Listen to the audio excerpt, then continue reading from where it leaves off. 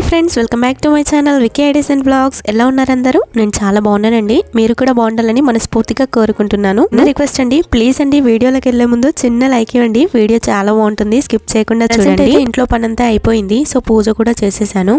అయితే మా పక్కన తెలుగక్క వాళ్ళు ఇంటికి వెళ్తున్నారు. సో ఓసారి పార్లర్కి వెళ్ళి ఐబ్రోస్ చేయించుకొని వద్దామని చెప్పి అన్నారనమాట. సరే, ఇక నేను కూడా 3 months అవుతుంది ఐబ్రోస్ చేయించుకోక. సరే అక్క వస్తాను అని చెప్పి ఇక అక్కతో వెళ్దామని చెప్పి రెడీ అవుతున్నాను. సో అక్కతో వెళ్ళాను అనుకోండి, చిన్నోని పట్టుకోవడానికి ఉంటుంది, లేదంటే వాడు ఉండడనమాట. సో ఇక అందుకే అక్క వెళ్ళినప్పుడే మ్యాక్సిమం వెళ్తూ ఉంటాను. ఇక్కడ పార్లర్ ఉండేదండి కాంప్లెక్స్లో, కాకపోతే మరి ఏమైందో తెలియదు కానీ తీసేశారు. ఇప్పుడు అసలు క్వార్టర్స్లోనే ఒక్కొక్కరు ఉంటారు కదా, నేర్చుకున్న వాళ్ళు, ఇట్లా ఖాళీగా ఉన్న వాళ్ళు, వర్క్ వచ్చిన వాళ్ళు క్వార్టర్స్లోనే ఒక రూమ్లో పార్లర్ లాగా పెట్టుకుంటారు. సో అక్కడికే మ్యాక్సిమం అందరూ వెళ్ళి చేయించుకుంటారు. ఐబ్రోస్ చేసినందుకు 40 రూపీస్ తీసుకుంటారు. మీ సైడ్ ఎంత తీసుకుంటున్నారు కామెంట్ చేయండి.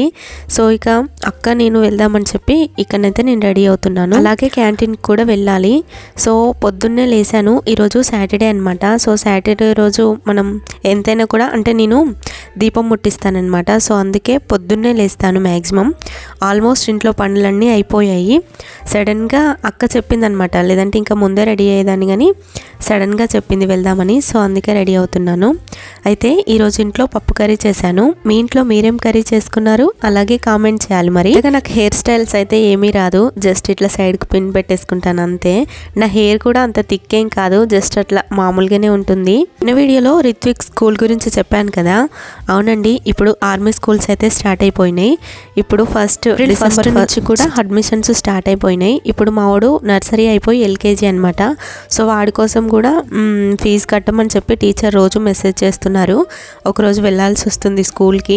సో స్టార్టింగ్ ఫీజే, అంటే అడ్మిషన్ ఫీజు అంతా కలిసి 10,000 అయ్యేటట్టున్నాయి. ఇక బుక్స్కి అయితే 5,000 అవుతాయేమో అనుకుంటున్నాం. ఇంకా క్లారిటీగా తెలియదు, ఒకసారి స్కూల్కి వెళ్తే కానీ తెలియదు అనమాట. హస్బెండ్ ఈరోజు రేపు ఈ 2 రోజుల్లో స్కూల్కి వెళ్ళి కనుక్కుంటానని చెప్పాడు. సో పూర్తి ఇన్ఫర్మేషన్ ఆర్మీ స్కూల్ గురించి కావాలంటే నాకు ఒకసారి కామెంట్ చేయండి. నేను వీలైతే మళ్ళీ ఒక చిన్న షార్ట్లో మీతో డీటెయిల్గా చెప్తాను.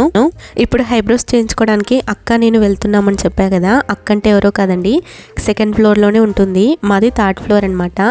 ఇక్కడ తెలుగు వాళ్ళు ఉంటే మనం భలే కనెక్ట్ అయిపోతాము. సరే, అయితే అక్క వాళ్ళు రేపు లీవ్కి వెళ్ళిపోతున్నారు. అక్క వెళ్ళిపోతే నేను ఇక లోన్లీగా ఫీల్ అవ్వాల్సిందే, ఎందుకంటే పిల్లలు రోజు అక్క వాళ్ళ ఇంటికి వెళ్ళి ఆడుకునే వాళ్ళు. ఆ పాప కూడా ఎప్పుడు మా ఇంట్లోనే ఉండేదన్నమాట.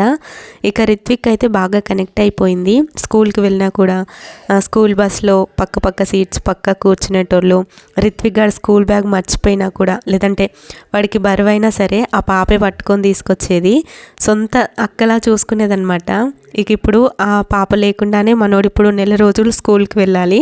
నాకు అదే భయం వేస్తుంది, ఎలానో ఏమో ఏడుస్తాడో ఏందో అని చెప్పి. ఏం లేదండి, పిల్లలకు కూడా అసలు ఫ్రెండ్షిప్ ఉండాలి కదా బస్లో, ఎందుకంటే ఫ్రెండ్ లేకుంటుంటే ఏడుస్తారు, కొట్టుకుంటారు. నా పక్కకి ఎవరు కూర్చోలేదు, నన్ను ఎవరు కూర్చోబెట్టట్లేదు అని చెప్పి ఏడుస్తూ ఉంటారు. మీ పిల్లలు కూడా ఇలానే ఏడుస్తారా, లేదంటే మావోడే ఇలా ఏడుస్తున్నాడో తెలియదు. హ్యాపీగా స్కూల్కి వెళ్ళి హ్యాపీగా నవ్వుకుంటూ వస్తేనే మంచిగా అనిపిస్తుంది. లేదంటే బస్సు ఎక్కిన తర్వాత ఏడుపు స్టార్ట్ చేశాడు అనుకోండి, నాకైతే అసలు వాడు వచ్చే వరకు మనసంతా బాధగా ఉంటుంది. అందుకేనండి ఆ పాప ఉంటే నాకు ఏ టెన్షన్ ఉండదన్నమాట. అంటే బస్సులో వాడిని ఎవరైనా కొట్టినా సరే తనే చూసుకుంటుందనే ధైర్యం నాకు. అలా ఉంటుందండి. మరి ఏంటోనండి, పిల్లలతో ఇదే తలకాయ నొప్పి కదా. చూడాలి మరి 1 రోజులు మా వాడు స్కూల్కి ఎలా పోతాడో ఏమో. ఇక మేమైతే పార్లర్కి వెళ్ళడం కోసం కిందికి వచ్చేసాము. అక్క రెడీ అయింది, వస్తుంది. సో వెళ్తుంటే ఇదొకటి చెట్టు కనిపించిందండి. బెర్రీసా ఏంటియో మరి, పిల్లలు తెంపుకొని తింటున్నారు. ఇవి తినేటియేనా అని చూస్తున్నాం అనమాట. బాగానే ఉన్నాయి, పుల్లగా ఉన్నాయి. మీకు ఇవి తెలిస్తే కామెంట్ చేయండి. మొన్న పిల్లలు పడుకున్న తర్వాత నేను వెళ్ళానమాట ఐబ్రోస్ చేయించుకోవడానికి. అక్కడైతే ఆమె కనిపించలేదు. కాకపోతే నేను బ్లాక్, అది క్వార్టర్స్ నెంబర్ కదా, అది మర్చిపోయాను అనమాట. మళ్ళీ కొంచెం దూరం పోతే వాళ్ళ క్వార్టర్ దొరికింది. సో ఇక ఫైనల్గా క్యాంటీన్కి వెళ్ళి ఐబ్రోస్ చేయించుకొని వచ్చాము. అక్క చెప్పింది, జస్ట్ నాతో క్యాంటీన్కి రా, నువ్వేం తీసుకోకుంటామే అని చెప్పింది. సరే, నేనేం తీసుకునేటి ఏం లేవు కదా అని చెప్పి నేను సరదాగా అలా క్యాంటీన్ కార్డ్ అయితే తీసుకువెళ్దాం అని చెప్పి తీసుకువెళ్ళాను అనమాట. తీరా అక్కడికి పోయిన తర్వాత అక్కేం తీసుకోలేదు, నేనే తీసుకున్నాను. టీ కప్స్ అన్నీ పగిలిపోయినాయండి, ఎప్పటి నుంచో కొనాలనుకుంటున్నాను. సో ఇక ఉన్నాయి కదా అని చెప్పి తీసుకున్నాను. ఇది నాకు వచ్చేసి 200 పడింది క్యాంటీన్లో.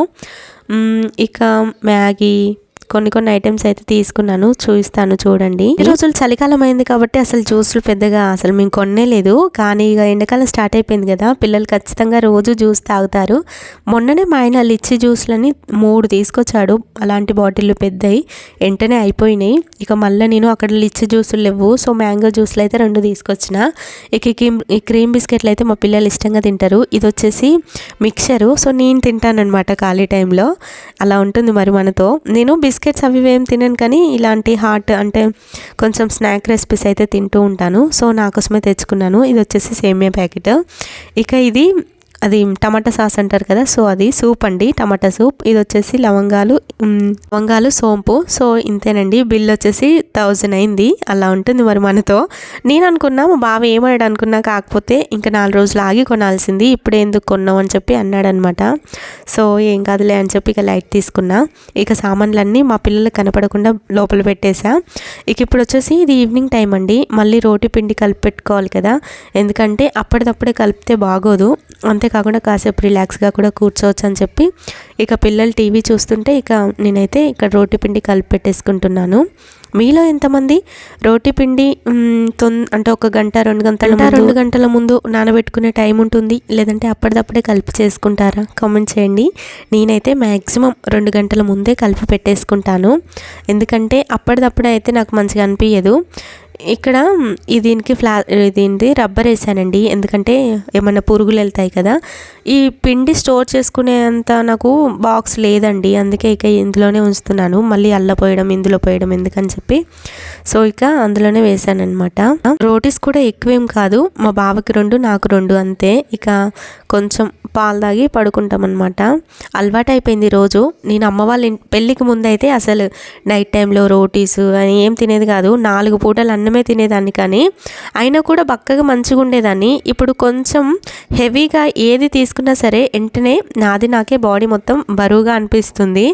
అసలు ఏంటో ఇంత పని చేస్తున్నాం అయినా కూడా ఎందుకు ఇలా అవుతుంది అనిపిస్తుంది అప్పుడప్పుడు. కూడా 2 పిల్లల్ని చూసుకుంటూ ఇంట్లో పనంతా చేసుకుని ఉంటూ డైట్ మెయింటైన్ చేయడం అంటే చాలా కష్టం కదా, అసలు నా వల్ల కావట్లేదు. మా బావ అయితే రోజు అంటూ ఉంటాడు, కొంచెం ఎక్సర్సైజ్ వర్కౌట్స్ చేసుకోవచ్చు కదా ఇంట్లో ఉంటున్నప్పుడు, బాగుంటుంది కదా అని చెప్పి అంటూ ఉంటాడనమాట. కానీ అసలు 2 పిల్లల్ని చూసుకొని ఇంట్లో పనులు చేసుకునేసరికి పనంతా టైం అంతా అయిపోతుంది, ఇక ఎక్కడ అని చెప్పి నేను అనుకుంటానమాట.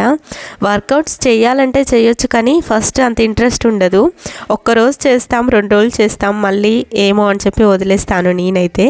సో ఇక ఈవినింగ్ టైంలో పిల్లలు కాసేపు ఆడుకుంటున్నారు. ఇక ఆడుకొని అని చెప్పి నేను అనుకున్నాను, కిందికి వెళ్ళి ఆడుకోండి అని చెప్తే అసలు వినట్లేదనమాట, ఇంట్లోనే ఆడుతున్నారు. సరేలే అని చెప్పి వదిలేశాను. Songs పెట్టుకున్నారనమాట.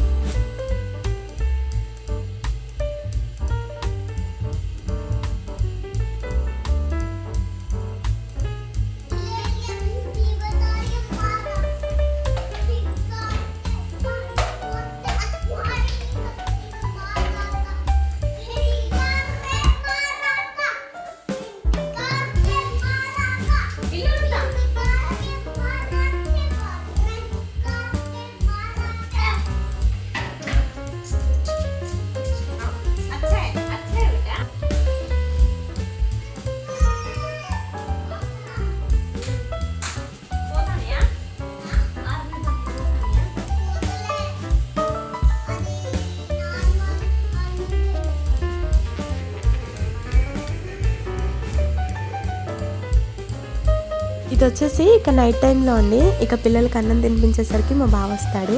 Okay friends, thank you for watching.